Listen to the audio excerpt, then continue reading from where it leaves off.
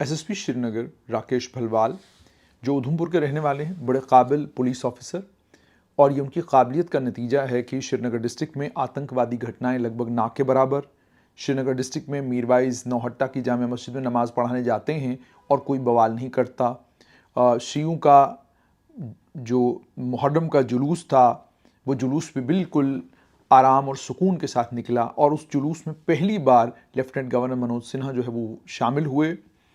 और उसके अलावा अन्य कई और चीज़ें हैं। नार्को टेरर की बात की जाए, नार्को टेरर के अलावा जो ओवरग्राउंड वर्कर्स का नेटवर्क था, या उसके अलावा जो नए जो स्लीपर सेल्स घाट श्रीनगर डिस्ट्रिक्ट में एक्टिव हो गए थे, या स्लीपर सेल्स के अलावा जो वाइट कॉलर टेररिस्ट कश्मीर में श्रीनगर में ऑपरेट कर रहे थे, उन तमाम के खिलाफ जितनी भी कार्रवाइयाँ हुई हैं, उन कार्रवाइयों में एक बड़ा अहम रोल एसएसपी श्रीनगर राकेश भलवाल का।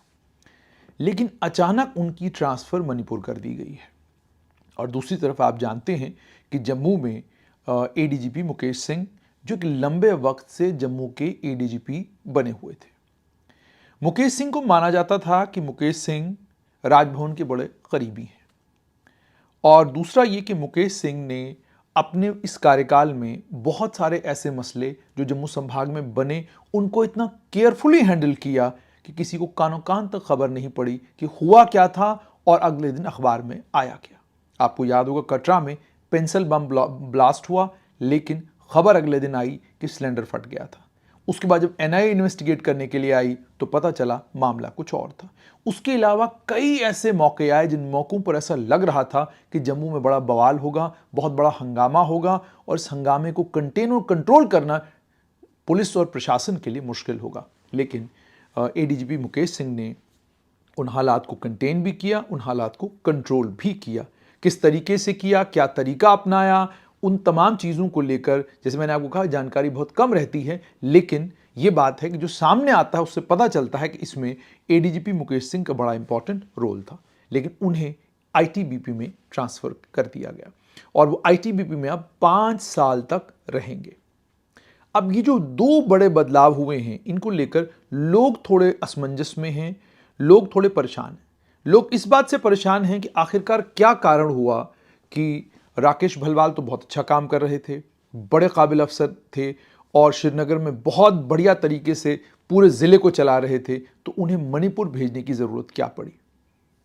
जो विशेषज्ञ हैं वो ये कहते हैं कि मणिपुर में इस वक्त जो हालात हैं, उन हालात में राकेश भलवाल जैसे सेंसिटिव ऑफिसर का होना बहुत ज़्यादा ज़रूरी है।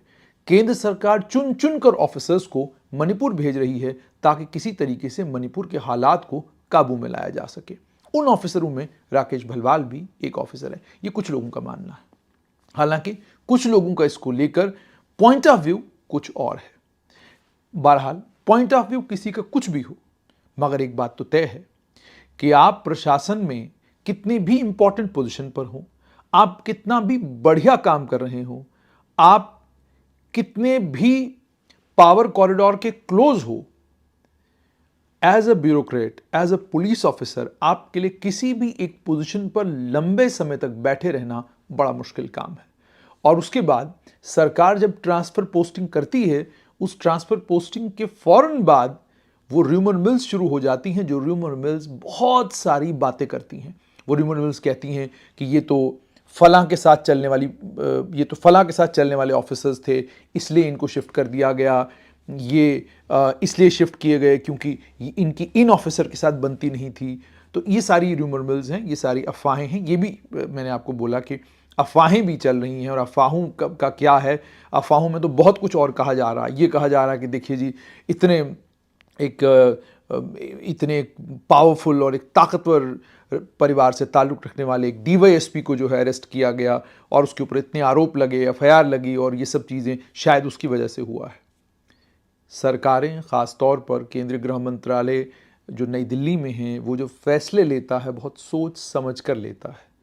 और हर ऑफिसर को, जैसे जम्मू कश्मीर के लिए चुना गया था कि ये ऑफिसर जम्मू कश्मीर जाएगा और ये फलां जगह पर काम करेगा, ये ऑफिसर यहाँ पर काम करेगा, ये ऑफिसर यहाँ पर काम करेगा, तो वो ऑलरेडी चिन्हित कर लिए गए थे कि कौन ऑफिसर हैं जिन ऑफिसरों को जम्मू कश्मीर के हालात सुधारने की जिम्मेदारी दी जाएगी।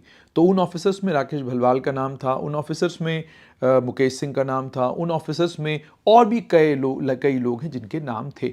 इन लोगों ने अपना काम किया और अपना काम करने के बाद अब सरकार ने इन्हें उन पोजीशंस पर भेजा है जहां सरकार इनसे कुछ और काम लेना चाहती है। एडीजीपी मुकेश सिंह से आईटीबीपी में काम लेना चाहती है और एसएसपी श्रीनगर राकेश भलवाल से मणिपुर में काम लेना चाहती है ताकि मणिपुर के हालात सुधारे जा सकें। अभी तक तो यही ज़मीनी खबर है।